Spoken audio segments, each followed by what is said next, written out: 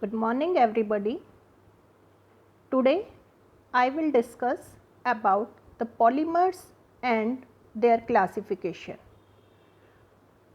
Polymers form the backbone of modern civilization and you cannot think of your life without polymers. Everything that you use in our daily life, maybe your household utensils, maybe your clothes you wear, maybe your furniture, automobiles, your fibers, paints, varnishes, your insulating materials, your machinery parts, your switchboards, everything is made up of polymer.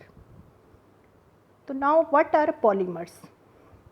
The word polymer is made up of two Greek words. First poly, poly means many, and second mers, mers means units or you can say parts. That is, the polymer is defined as very large molecules which have very high molecular mass and they are joined by covalent bonds in a regular fashion. The simple molecules that form the repeating structural unit in a polymer is known as monomer, and the process by which monomers can be converted into polymers is called polymerization. Is it clear? तो polymers क्या हैं in general? Polymers are made up of monomer units. Many units कौन सी हैं? Monomer units. Many monomer units combine together to form polymers, and these polymers are macromolecules, very large in size and comprises of very high molecular mass. अब macromolecules हैं polymers. आपको मैं यहाँ पे एक बात बताना चाहूँगी. मैक्रोमोलिक्यूल्स क्या होते हैं? Macro means large molecule. तो मैक्रोमोलिक्यूल और पॉलीमर्स में एक डिफरेंस है. सारे के सारे जो पॉलीमर्स हैं वो आपके मैक्रोमोलिक्यूल्स होते हैं, बट सारे मैक्रोमोलिक्यूल्स आपके पॉलीमर्स नहीं हो सकते. फॉर एग्ज़ाम्पल क्लोरोफिल, हीमोग्लोबिन, पढ़े हुए हैं आपने ये? तो ये आपके मैक्रोमोलिक्यूल है. क्यों? क्योंकि इनके अंदर रिपीटिंग स्ट्रक्चरल यूनिट यानी मोनोमर यूनिट नहीं है. लार्ज हैं साइज में but they didn't made up of monomer units. Okay. और जो पॉलीमर्स होते हैं उनके अंदर एक रिपीटिंग स्ट्रक्चरल यूनिट होती है. They are made up of monomers. Okay. आपने पढ़े हुए हैं, स्टार्च पढ़ा हुआ है आपने, ठीक है. प्रोटीन्स हैं आपके, आपका पॉलीथीन है और a number of polymers we will discuss in this chapter. These all are macromolecules. ठीक है. तो आपने ध्यान रखना है कि all polymers are macromolecules but all macromolecules are not polymers.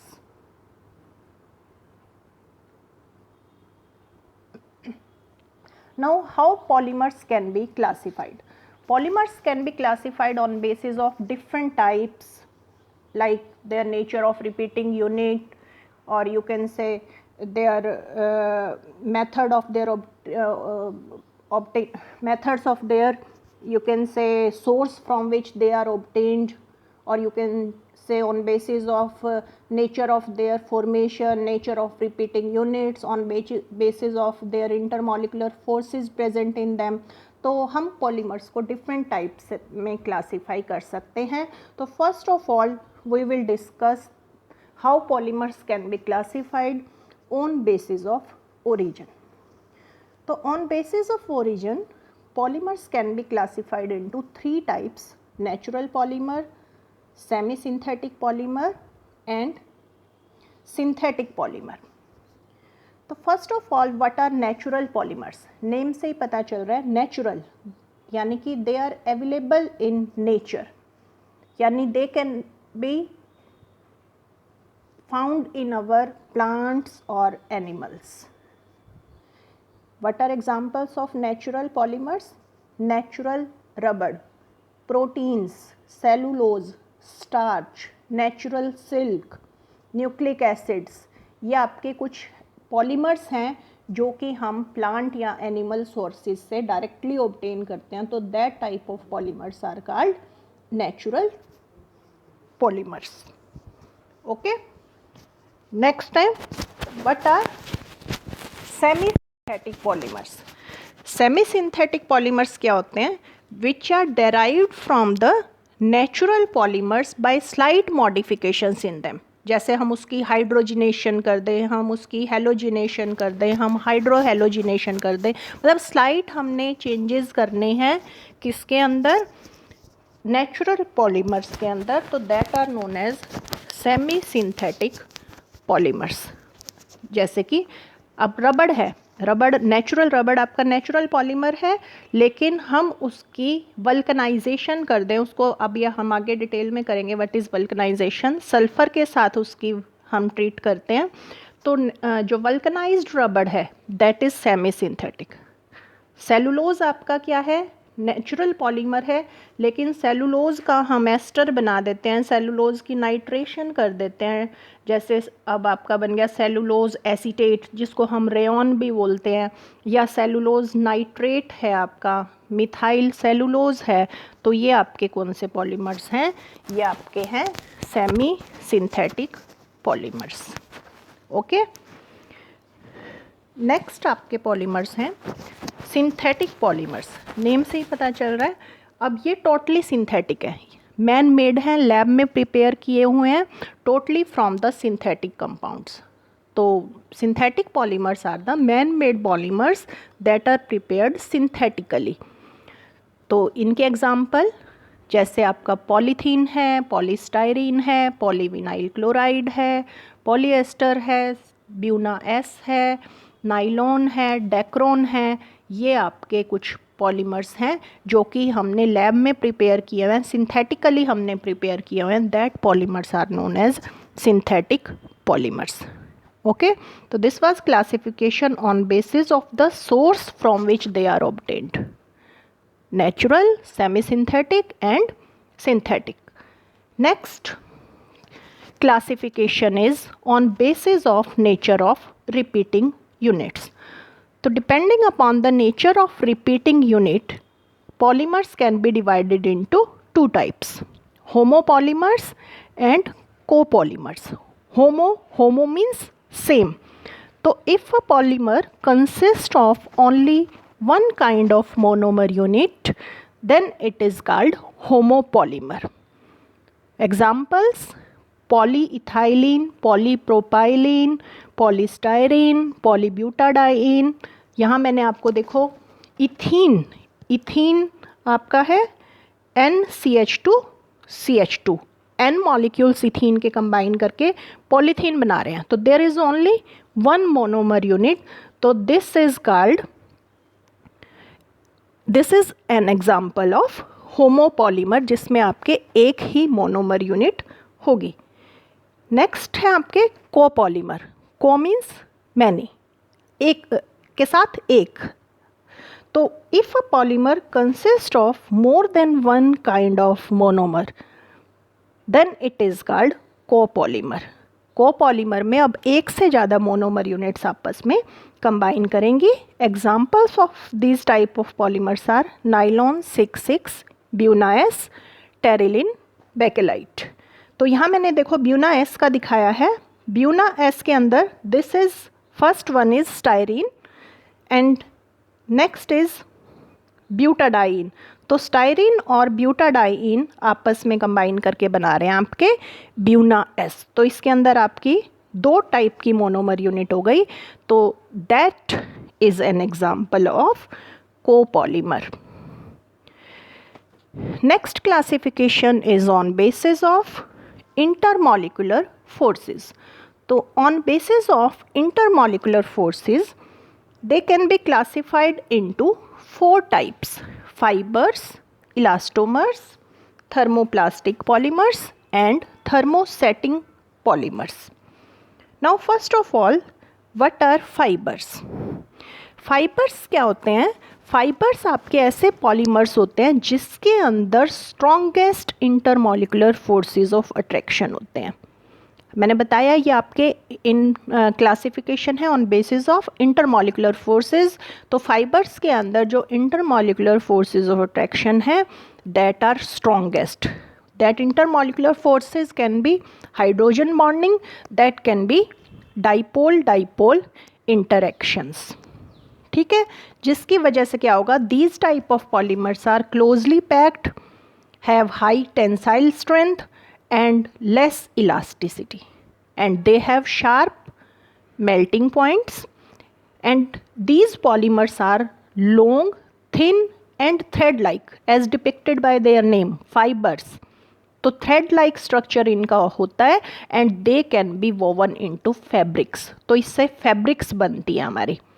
तो जैसे नाइलॉन 6 है, डेक्रोन है, टेरिलिन है, पॉलिस्टर हैं, पॉलीएमाइड्स हैं, ये आपके फाइबर्स के एग्जाम्पल हैं जिससे हम अपने फैब्रिक्स बनाते हैं।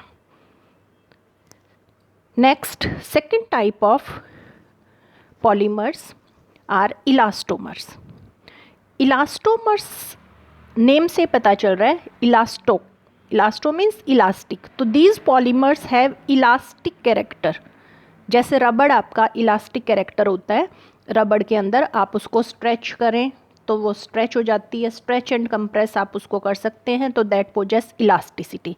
तो ये जो इलास्टोमर्स होते हैं, इन पॉलीमर्स में weakest intermolecular forces of attraction होते हैं, वीकेस्ट। ओके, इनको आप इजीली स्ट्रेच कर सकते हैं by applying some stress and that will regain its original shape when stress is removed। आपने रबड़ देखा है, आप उसको स्ट्रेच भी कर सकते हैं, आप स्ट्रेस हटाएंगे तो वो अपनी ओरिजिनल शेप रिगेन कर लेगी। तो these are examples of elastomers. तो नेचुरल रबड़ आपका इलास्टोमर का एग्जाम्पल है।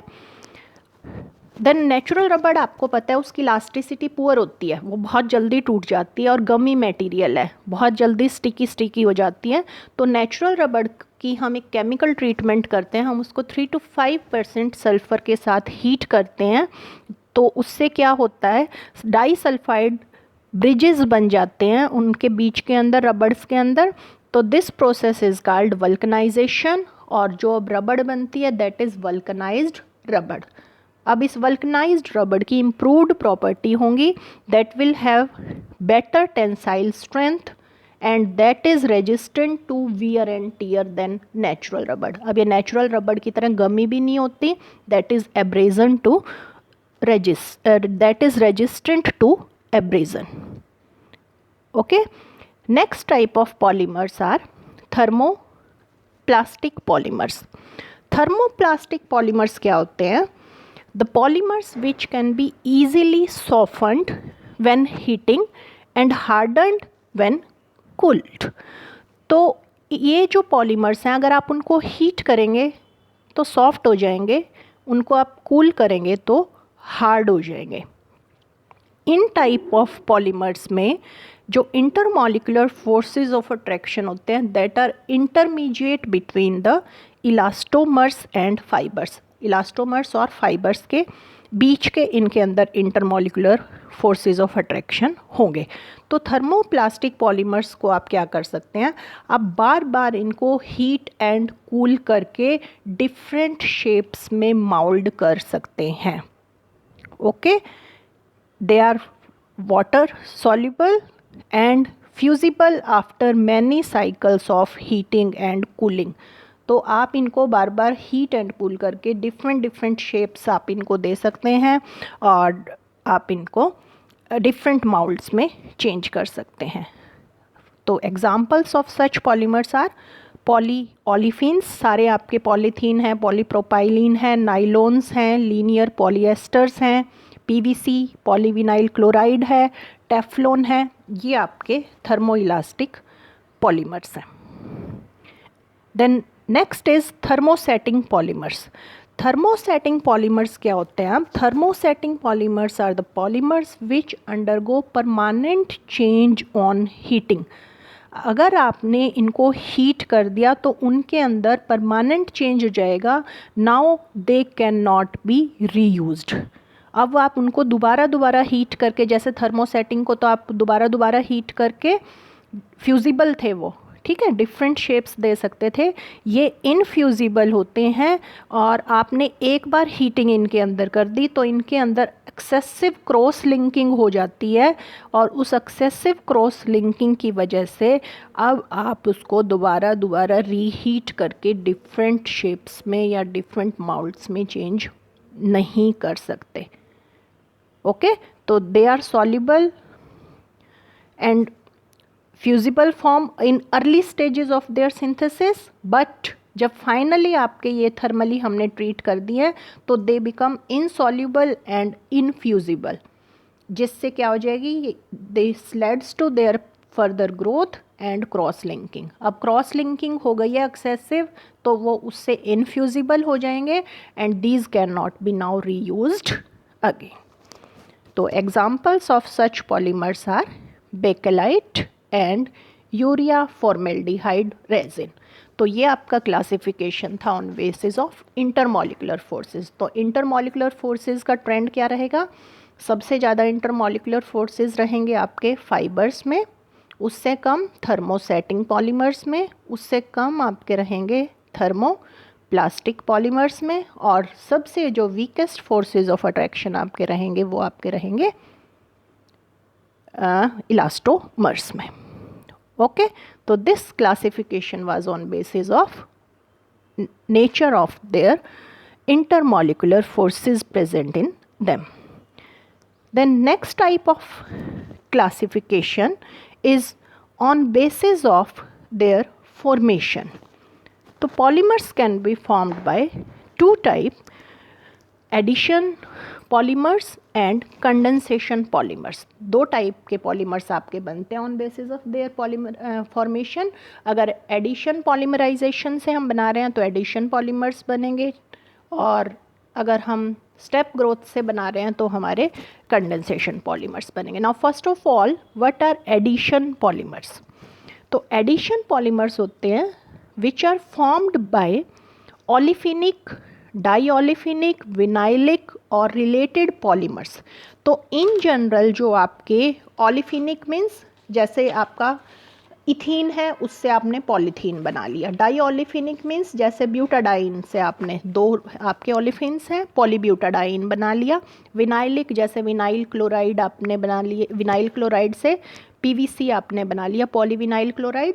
तो these are some addition polymers जो कि आपकी क्या होते हैं, एडिशन से बनते हैं। Simply they all have carbon carbon linkages along the main chain of the polymer molecule. जो मेन चेन होती है उसके अंदर आपके सिर्फ क्या होगा, कार्बन कार्बन लिंकेजेस होंगे, ठीक है, और कोई भी अदर एटम आपका मेन चेन में प्रेजेंट नहीं होगा। तो these polymers are formed by simple addition of monomer molecules to each other by a chain mechanism। ठीक है, मैकेनिज्म हम नेक्स्ट वीडियो में अपनी डिस्कस करेंगे, एडिशन पॉलीमराइजेशन का, कंडेंसेशन का।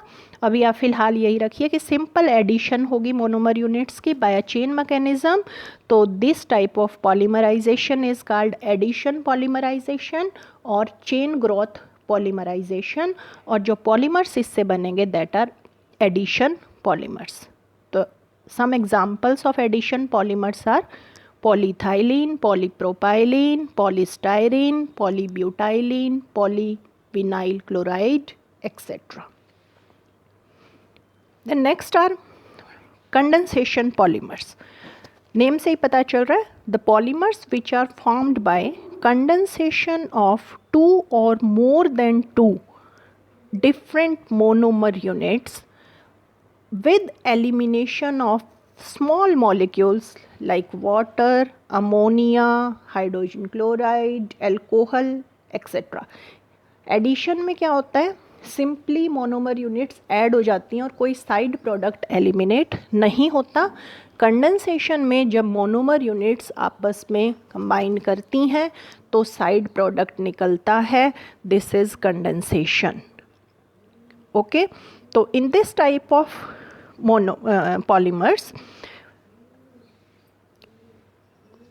there is each monomer unit should contain some functional group. कोई ना कोई फंक्शनल ग्रुप उसके अंदर मोनोमर यूनिट के अंदर प्रेजेंट होना चाहिए. Okay, besides carbon carbon linkages, उनके अंदर कुछ एटम्स होंगे, जैसे ऑक्सीजन है, नाइट्रोजन है, सल्फर है, जैसे OH ग्रुप प्रेजेंट है, उसमें NH2 ग्रुप प्रेजेंट है, COOH ग्रुप प्रेजेंट है. तो मोनोमर यूनिट्स में कुछ ग्रुप्स ये वाले प्रेजेंट होने चाहिए, फंक्शनल ग्रुप्स. तो वो आपस में कंबाइन करेंगे जब मोनोमर यूनिट्स, तो स्मॉल मॉलिक्यूल्स इसमें एलिमिनेट होंगे. तो कंडेंसेशन पॉलीमर्स जो हैं that are formed by condensation polymerization और step growth polymerization. Okay, we will discuss about this in our next video. So examples of condensation polymers are polyamides, जो हमारे nylon सारे हैं, पॉलीएस्टर्स हैं, पॉलीयूरीथेन्स हैं, टेरिलिन है, बेकेलाइट है, इपॉक्सी रेजिन है. ये सारे के सारे आपके कंडेंसेशन पॉलीमर्स हैं. जब भी ये बनेंगे आपके कोई ना कोई साइड प्रोडक्ट, स्मॉल मॉलिक्यूल आपका हर हाल में एलिमिनेट होगा. Okay, next classification is on basis of structure. On basis of structure, polymers can be classified into 3 categories: linear polymers, branched chain polymer, and cross-linked or you can say network polymers. तो linear polymers name से ही पता चल रहा है, ये जो polymers है they consist of long यानी linear and straight chains. They can be represented by lines of finite lengths with well packed structure. अब पैकिंग बेटर होगी इनकी, तो that's why they should have high densities, high tensile strength and high melting point.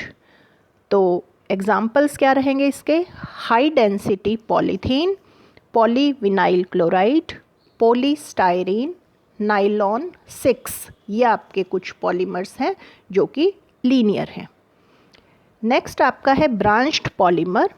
तो these polymer contain linear chains along with some branches. Chain रहेंगी आपकी, long chain रहेंगी और साथ में उनकी छोटी छोटी ब्रांचेस रहेंगी. ठीक है, तो these branches are formed as a result of uncontrolled side reactions that occur during the polymerization. तो ब्रांच्ड पॉलीमर्स जो आपके होंगे they are more soluble and fusible than linear polymers of comparable chain length और molecular wait.